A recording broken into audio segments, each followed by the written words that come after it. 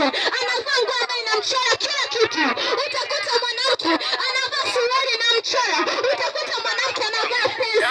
Utakuta mwanamke anajiita tomboy. Yaani akitembea anaonekana kama mwanaume hivi. Yaani utakuta mwanamke sasa hivi hajisi. Utakuta mwanamke ni mama mzima. Ana watoto karibia 10 na wajukuu. Lakini anatembea amevaa suruali. Utakuta mama anaambatana na mwanae. Mwanae amevaa suruali, amevaa pesa ya humu. Au mwanamke amevaa ligauni. Mapaja yote yanaonekana. Sikiliza mama. Neno la Mungu nasema wale watoto wenu katika njia ya pasayo. Lakini mama sasa hivi amekuwa busy na mambo yao. Watoto hawajisitiri na wenyewe hawajisitiri hawa mama. Sikiliza nikwambie, utahukumiwa kwa kile ambacho unakifanya. Hivi ambazo unatembea na mtoto wako amevaa suruali na wewe umevaa suruali. Sikiliza nikwambie, hiyo ni dhambi na ni machukizo mbele za Mungu. Utakuta mama kabisa anamchukua anaenda kumnunulia suruali. Sikiliza nikwambie, hiyo ni dhambi na utahukumiwa. Na nataka nikwambie kile unachokifanya katika ulimwengu huu kitaonyeshwa. Zipo siku zitakuja, siku za aibu. Zipo siku zitakuja, ni siku za aibu. Utaonyesha vile utakuwa na skin tight zako. Utaonyesha vile utakuwa na magauni mafupi.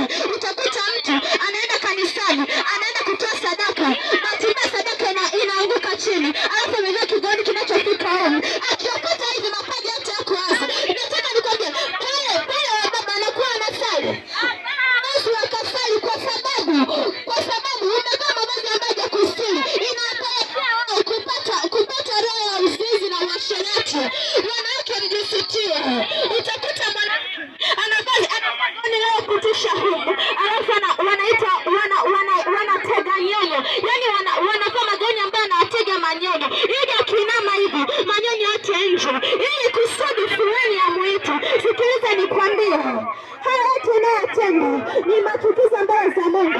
Leo hata sasa hivi nowadays hata wanaume hawajisitiri. Nisidai sana kwa wanawake, hata wanaume hawajisitiri. Utakuta mwanaume anatembea amelegeza suruali, makalio yanakaribia yaani makalio yanaonekana. Au utakuta mwanaume amevaa singlet na anatembea. Tena anatembea na jamini. Huyo mwanaume ambaye hujisitiri, tambua kwamba anamkosea Mungu.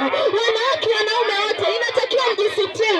Utakuta mtu anaingia kanisani vile anavyotaka yeye. Yaani kwa sababu sijui hakemea. Ndio maana wewe tumekufikia hapa. Yaani tumekufuata sisi wenyewe. Ili kukuambia kwamba jisitiri. Usizani ya kwamba eti mbinguni tutaingia kwa neema. Ili hali hata mavazi unayovaa hayamridhishi Mungu. Ili hali bado unavaa suruali.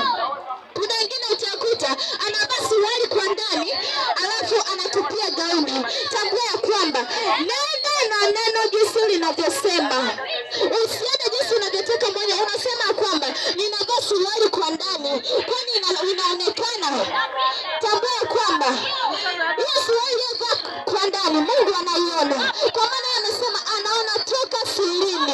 Hata kama utaficha aje, yeye Mungu anaona. Yaani hata kama utajificha aje, utavaa suruali kwa ndani au utavaa hivyo vipesi unajavivaa kwa ndani, tambua Mungu anakuona.